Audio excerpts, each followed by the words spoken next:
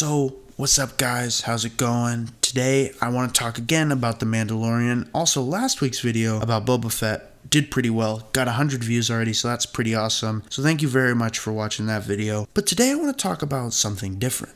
The finale of Mandalorian just passed upon us, and we got some really cool stuff, especially some stuff I did not expect.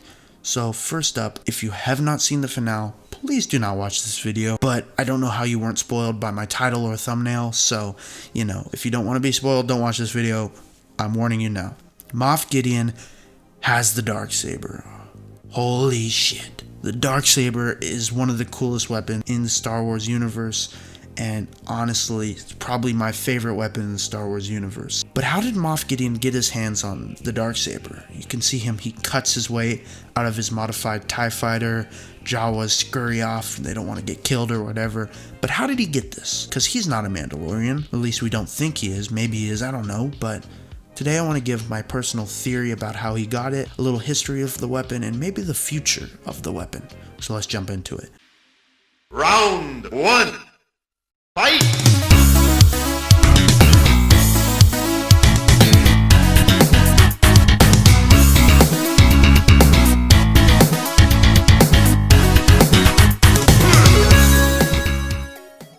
So, the Darksaber was created by Tar Vizsla, the first Mandalorian Jedi.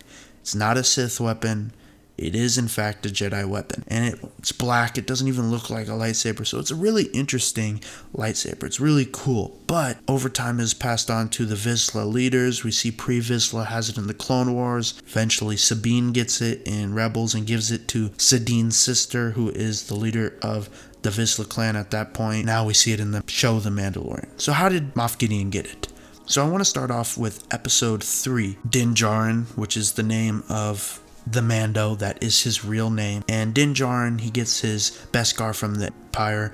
Then he goes to the underground Mandalorian fortress and he gets it smelted by the girl Mandalorian blacksmith. When this is happening, he's confronted by another Mandalorian, a bigger Mandalorian, who is voiced by Jon Favreau. This character is actually Mhz Vizsla. We don't really know about him except his name. And what's interesting is Pre-Vizsla in the Clone Wars was also voiced by Jon Favreau. Is it important? Is there a connection? No, it's just like a little Easter egg or something. But we do know that this guy was a Vizsla. So in episode 8, we go to the underground fortress again, and we can see that all the different Mandalorians are killed. We can see that Din Djarin is really mad, and we learn that some of them maybe got away, but most of them probably died. We learned this from the girl blacksmith who ended up staying. She was the last Mandalorian there. So there is a good chance that this Mhz Vizsla character did end up dying.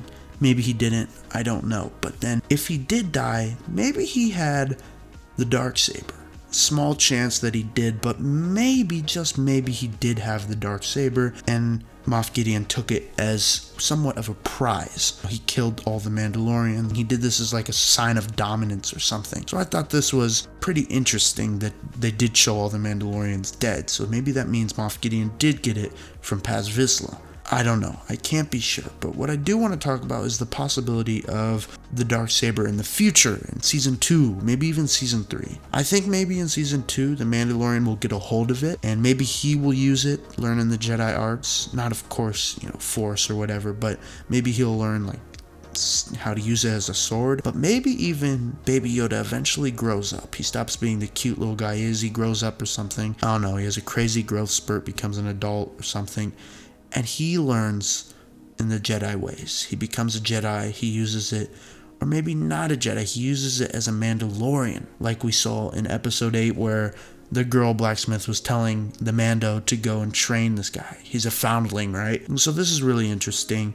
I don't know, maybe we'll see Boba Fett, he'll have some connection, because we saw a glimpse of what might have been Boba Fett in episode 5. So this is just my theory. Thanks for watching, hope you enjoyed.